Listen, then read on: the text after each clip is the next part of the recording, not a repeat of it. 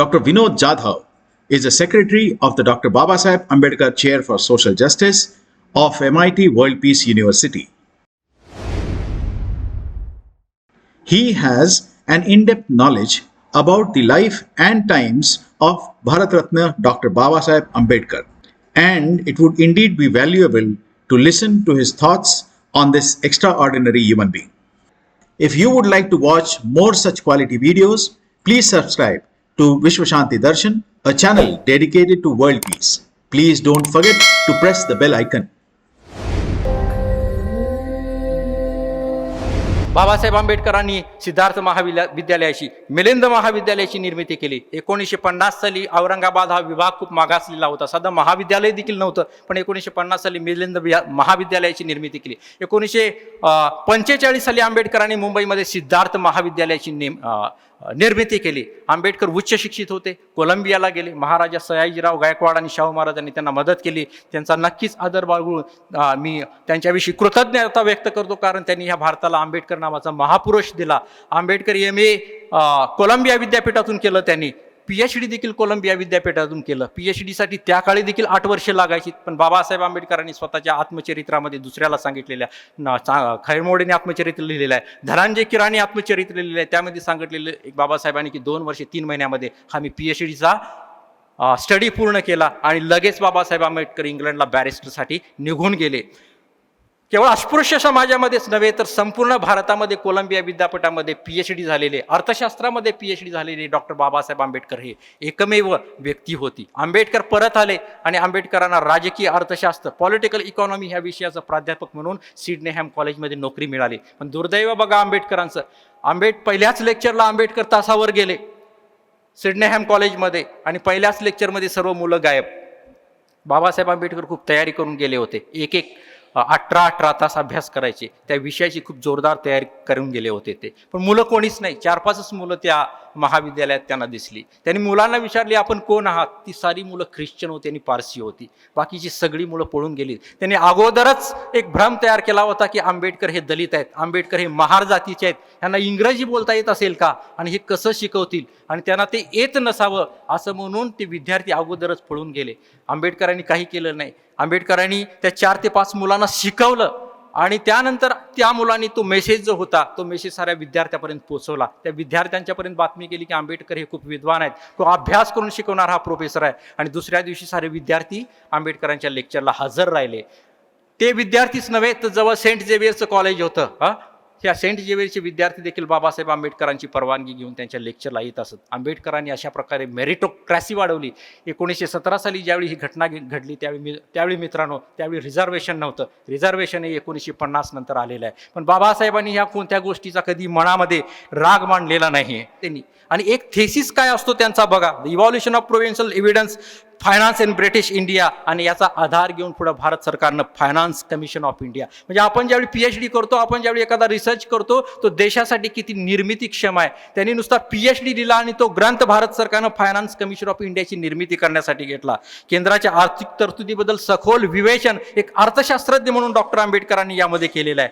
लंडनमध्ये doctor of सायन्सची degree त्यांनी घेतली. जवळजवळ 4 ते 5 PhDच्या इक्वलंट असलेलं हे काम लंडन युनिव्हर्सिटीमध्ये आणि स्कूल ऑफ इकॉनॉमिक्समध्ये हेरॉल्ड लास्कीनी जे स्थापन केलं त्यावेळी बाबासाहेबांनी तिथं डॉक्टर ऑफ सायन्स आणि MSc या डिग्र्या घेतल्या.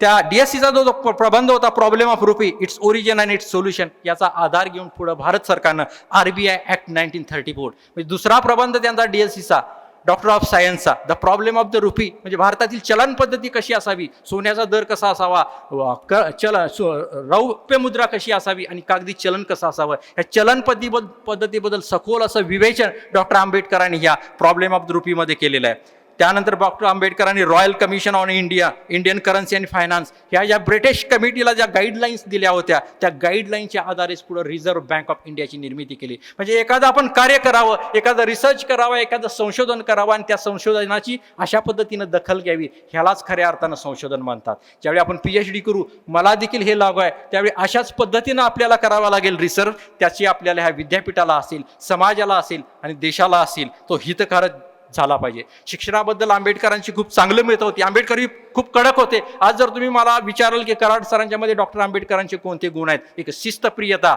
हा जो बाबासाहेब आंबेडकरांचा जो गुण आहे तो कराड सरांच्या मध्ये आलाय असं मी म्हणेन. एक तुम्हाला एक मजेदार घटना सांगतो. शिक्षणाच्या निमित्तानं आंबेडकरांनी मिलिंद महाविद्यालयाची रचना केली. मिलिंद महाविद्यालय त्यांनी निर्मिती केली आणि त्याच्यानंतर त्याच काळामध्ये जागृती नावाचा हिंदी चित्रपट आला होता. तो जागृती नावाच्या हिंदी चित्रपटामध्ये एक विद्यार्थी गाढवावर बसून फिरतो असं दाखवलं होतं. मिलिंद महाविद्यालयातल्या एका विद्यार्थ्याला वाटलं की गाढवावर बसून फिरणं म्हणजे खूप अभिमानास्पद गोष्ट आहे.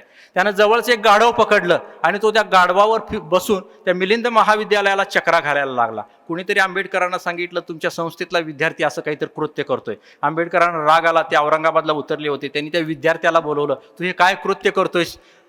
आणि बाबासाहेबांच्या हातात काठी होती. ती बाबासाहेबांनी ती काठी त्या विद्यार्थ्यावर उगारली आणि त्याला म्हटलं, अरे तुझ्या 40-42 पिढ्या ह्या गाढवावर बसून गेल्या तरी तुझं समाधान झालेलं नाही. त्या 40 पिढ्यांना ह्या गाढवावरून उतरण्यासाठी मी ह्या शैक्षणिक संस्थेची निर्मिती केली. शैक्षणिक संस्था ह्या संस्कार समजले पाहिजेत, सांस्कृतिक केंद्र असली पाहिजेत म्हणून याची निर्मिती केली. आणि बाबासाहेब आंबेडकर रडायला लागले.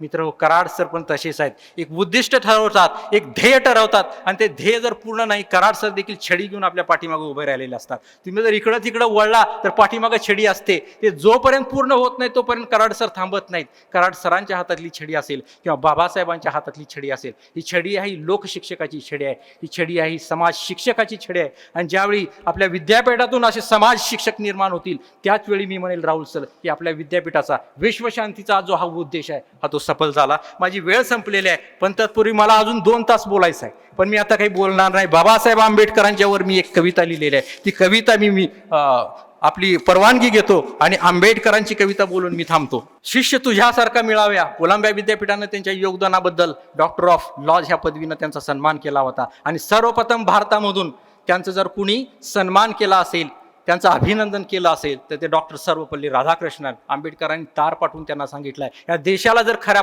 अर्थानं कोणाची गरज असेल तर राधाकृष्णन साहेब तुमच्यासारख्या शिक्षकांची. तर शिष्य आणि शिक्षक कसा असावा ह्याचं एक अनोखं नातं आंबेडकरांनी ते उघडून दाखवलं होतं. जॉन ड्यूई हे त्यांचे मार्गदर्शक होते कोलंबिया विद्यापीठातलं आणि लोकशाही विषयी एक मोठे जाणकार होते. आणि तो एक मोठा विषय आहे. शिष्य तुझ्यासारखा मिळावे या कोलंबियाचं परमभाग्य असावं. शिष्य तुझ्यासारखा मिळावे या कोलंबियाचं परमभाग्य असावं. डॉक्टर ऑफ लॉज पदवीनं गौरवून स्वतःलाच सन्मानित करावं. समर्थपणे पेललास खांद्यावर, समर्थपणे पेललास खांद्यावर राज्यघटनेचं शिवधनुष्य, समर्थपणे पेललास खांद्यावर राज्यघटनेचं शिवधनुष्य. स्वातंत्र्य, समता आणि बंधुत्वातून जागवलास मानसातला मनुष्य. भारतभूमीच्या भूमंडलावर प्रज्वलित केलास ज्ञानदीप, भारतभूमीच्या भूमंडलावर प्रज्वलित केलास ज्ञानदीप. हृदयात सदोदित तेवणारा मानवी सृजनाचा नंदादीप. प्रज्ञावंत बुद्धिवंत शीलवंत, विज्ञाननिष्ठ विवेकवादी विचारवंत, सर्व विद्यांमध्ये पारंगत असणारा विशाल मनाचा तू आधुनिक संत. गुलामगिरीच्या बेड्या तोडून पेटवलास क्रांतीचा महायज्ञ, प्रज्ञेचा महासूर्य होऊन केलेस दीनदलितांना शोधन्य. तलवार होऊन तळपली अन्यायाविरुद्ध तुझी लेखणी, जुलमी विषम व्यवस्थेची हादरून गेली निशाणी. धम्मक्रांतीच्या विचारातून जपला बसा मानवतेच्या चळवळीचा, सामाजिक लोकशाहीतून रचलास पाया नवसमाज निर्मितीचा. चळवळ रुजावी महामानवा, तुझ्या विचारांची आणि शांती अहिंसेचा संदेश देणाऱ्या तथागतांच्या विश्वबंधुत्वाची. शेवटची एक कथा आहे, ग्रीक पुराण कथेमध्ये एक कथा आहे, प्रॉमिथियसची कथा आहे. प्रॉमिथियस हा अफाट ताकदीचा प्रचंड बुद्धिमान एक महापुरुष होऊन गेला. त्याच्या काळात पृथ्वी तलावर अंधार होता. प्रॉमिथियसनं ठरवलं की स्वर्ग लोकांमध्ये जायचं, देवांच्याकडे जायचं आणि तिथं असणारं अग्नी चोरून आणायचं. प्रॉमिथियस स्वर्ग लोकांच्या मध्ये गेला, त्यांना अग्नी चोरला आणि पृथ्वीवरची जी मानव जात आहे ती प्रज्वलित केली. देवांना कळाले की प्रॉमिथियसनं चूक केलेली आहे. देवाने त्याचा पाठलाग केला, त्याच्या विरुद्ध युद्ध पुकारलं. देवांचा राजा झियस त्यानं प्रॉमिथियसला पराभूत केलं, त्यांना पकडलं आणि त्याला शिक्षा दिली गेली. काय होती ती शिक्षा? 1000 वर्षे त्याला एका पहाडाला बांधून ठेवलं गेलं. अनन्वित अत्याचार त्याच्यावर केले, त्याचा पुतळा फाडला गेला, त्याचं लिव्हर बाहेर येत असे. आणि झियस या देवाचा जो गरुड होता तो गरुड त्या पुतळ्याचा दररोज लचके तोडत असे.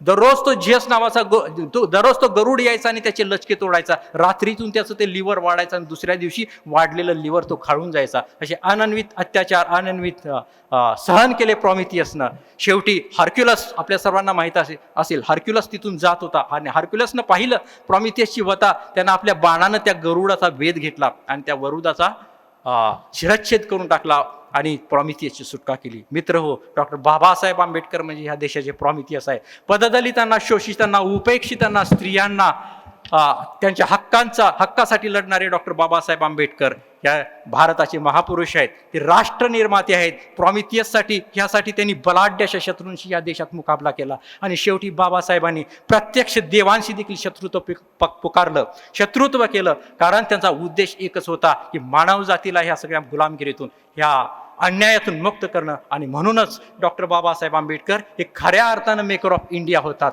आधुनिक राष्ट्राचे राष्ट्रपुरुष होतात, राष्ट्रनिर्मिती होतात. हे सांगून मी तर थांबतो. धन्यवाद.